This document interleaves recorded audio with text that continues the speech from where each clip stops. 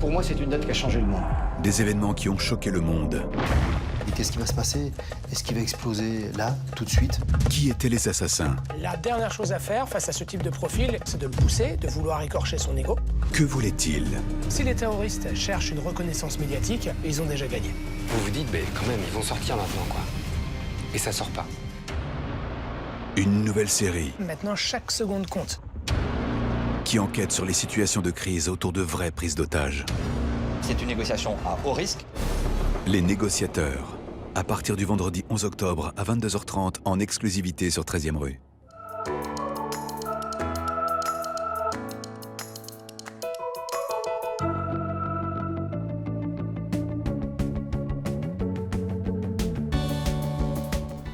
C'est vrai qu'on nous a sollicité assez régulièrement pour nous suivre dans notre métier ou pour faire un documentaire sur le métier de négociateur. On a toujours refusé. D'abord par discrétion, parce qu'on préfère ne pas être sur le devant de la scène, et puis également parce que c'est difficile d'aller commenter les situations qu'on vient de vivre ou qui impliquent des gens actuels. Là, l'idée, c'était d'aller chercher des situations passées que tout le monde connaît, dans lesquelles on va piocher des éléments de négociation pour montrer que finalement, on négocie tous et que les enseignements qu'on peut en tirer sont applicables partout. Donc c'est le fait que CAPA, avec sa réputation et son professionnalisme, nous propose un projet très attrayant, très attractif, et puis surtout qui mettait en avant le métier de négociateur sans jouer sur le sensationnel, en jouant sur l'apprentissage et le partage d'expérience. Ransom est inspiré en fait de nos vies au sens très très large. Donc, trois saisons. On a été contacté il y a quelques années par un producteur français, américain également, pour s'inspirer librement d'expériences vécues. Et on intervient dans la série en tant que consultant technique. Donc comment ça s'est passé? C'est qu'on a passé pas mal de temps à Londres, dans ce qu'on appelle la writing room, avec les scénaristes, où on les a alimentés de négociations qu'on a pu vivre, de stratégies, de tactiques et de techniques, donc plusieurs dizaines d'heures. Eux ont récupéré l'information brute, et à partir de cela, ils ont reconstitué des épisodes de négociation. Et nous, on apportait un éclairage pour donner un peu plus de crédibilité à certains épisodes. Alors même si ça reste une série américaine, dans la vraie vie, les choses sont différentes, mais l'avantage, c'est qu'à chaque épisode, on apprend quelque chose en négociation qu'on est en mesure de transposer dans son quotidien. Alors, les cas sont basés quand même sur des situations qu'on a pu vivre. Ce qui est intéressant, c'est en fait les questions qu'on a pu se poser pour rendre plus digestes des situations qu'on a pu vivre. Et donc, les épisodes sont construits de telle sorte que Éric Beaumont, le négociateur qui est engagé dans la série, à chaque fois va se poser les mêmes questions que nous, on peut se poser en négociation. Et donc, du coup, les enseignements qu'on va tirer, finalement, ils sont, on va dire, on n'apprend rien, nous, à notre niveau, puisqu'on a été quelque part dans l'ombre pour alimenter la série. Par contre, ce qui est important, c'est ce que chaque téléspectateur, chaque auditeur va apprendre à partir de la série. Donc, il existe des dizaines et des dizaines d'enseignements que je vous laisserai découvrir dans la série.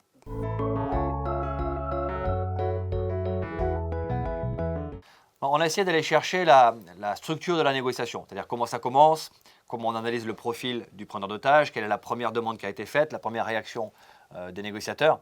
Et c'est en fait ce qu'on fait dans nos négociations au quotidien.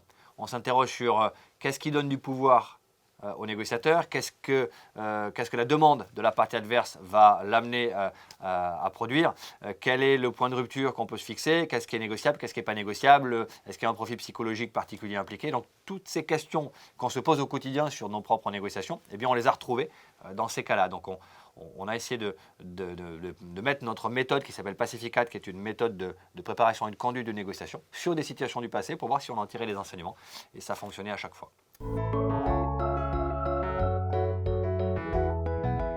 Ce qu'on a beaucoup aimé dans les documentaires Les Négociateurs, c'est finalement de voir des histoires qui sont connues sous un angle différent. Ces histoires-là, elles ont été revues et revues, elles ont été déjà analysées à l'aune d'experts techniques. Là, l'angle qui a été apporté est un angle de négociation. Donc finalement, on nous a confronté des vidéos, on nous a donné des images sur lesquelles on nous a demandé de réagir.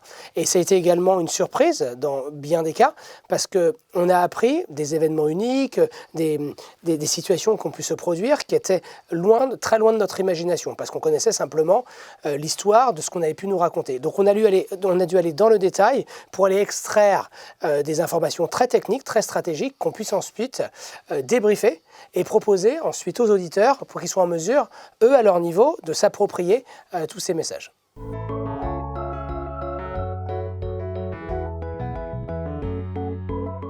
C'est vrai qu'on nous a déjà un petit peu interrogé sur ce qu'on pourrait faire après, hein, c'est toujours intéressant. On a écrit plusieurs ouvrages avec Marwan, et on en a écrit un notamment qui s'appelle « Dans la peau de deux négociateurs d'élite », dans lequel on raconte des vraies histoires. On a pris 12 histoires qu'on a pu connaître et dans lesquelles on va tirer les enseignements. Donc oui, on a déjà fait une partie de ce travail, je dirais, par écrit, et l'idée c'est pourquoi pas, derrière, soit scénariser ces situations-là, et puis en tirer des enseignements un peu plus complets que ce qu'on a pu mettre dans un simple livre, ou alors aller à ramener des affaires qu'on gère au quotidien pour en faire de nouvelles histoires, et encore une fois, tirer des moyens de transmettre du savoir. Ce qui nous intéresse, c'est la transmission de la connaissance, la transmission de l'expertise et de l'expérience, et on peut le faire de manière sympathique, ludique et intéressante, en se basant sur des séries et sur des reconstitutions de vraies situations ou sur des situations vécues.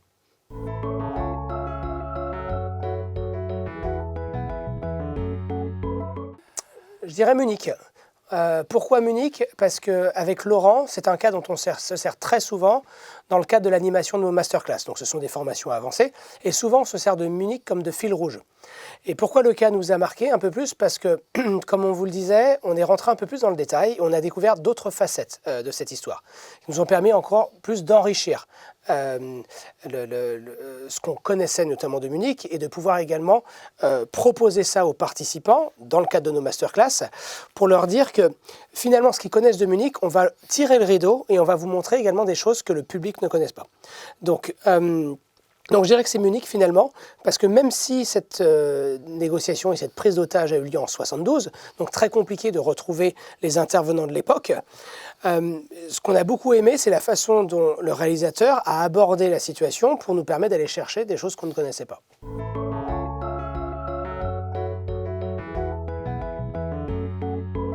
La série Ransom est basée sur des scénarios qu'on a montés avec l'équipe qui a rédigé l'ensemble des histoires, mais on s'est basé sur des mélanges de cas. On n'a pas voulu qu'un cas réel soit repris pour la série Ransom. Mais c'est vrai que les situations qui vont impliquer des suicidaires, par exemple, sont assez marquantes parce qu'on est face à des gens qui n'ont pas réellement de désir quand ils vont menacer de se jeter du haut d'un pont ou du haut d'un immeuble. Ils sont en situation de détresse, en situation de difficulté, et on va essayer de faire émerger chez eux cette envie de vivre, alors qu'ils considèrent que finalement il n'y a que la mort qui peut les libérer. Donc quand on est face à un preneur d'otage ou un forcené, comme on le voit dans la série Ransom, c'est qu'il y a une demande qui est faite et on peut essayer de la satisfaire de manière objective. Face à un suicidaire, on est face à la détresse de quelqu'un, et donc c'est plus profond dans notre façon d'aller le raccrocher à la vie et éviter qu'il ne passe à l'acte.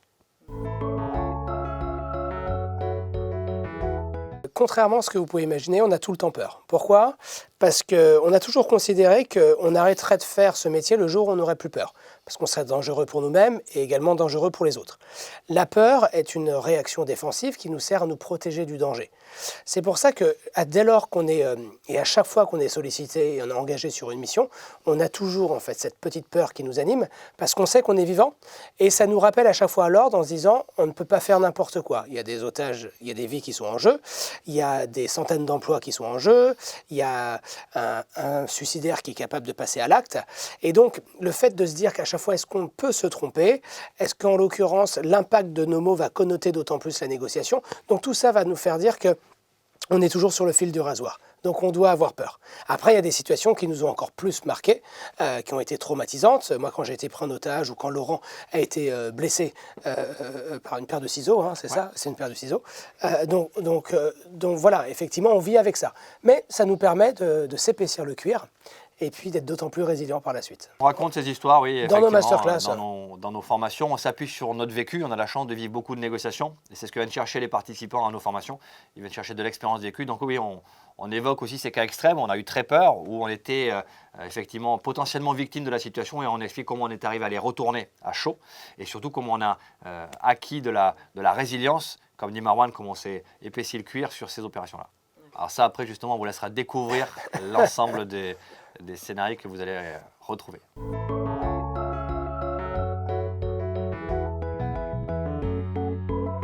Alors, on fait en sorte de ne pas délivrer de secrets. Voilà. Il y a des techniques de négociation qui sont dans nos livres également. Nos petits secrets, nos techniques un petit peu plus avancées, ça, on les garde pour nous et on se garde bien de les diffuser de manière trop large. On dévoile certaines techniques dans les masterclass qu'on organise, bien évidemment, mais c'est vrai que c'est comme n'importe quel outil. C'est ce qu'on en fait qui compte, ce n'est pas la connaissance technique.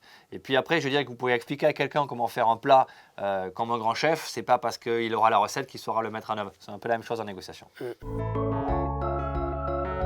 Bonjour, c'est Laurent. Bonjour, c'est Marwan. Retrouvez-nous sur la série documentaire Les Négociateurs. En exclusivité sur 13e rue avec SFR.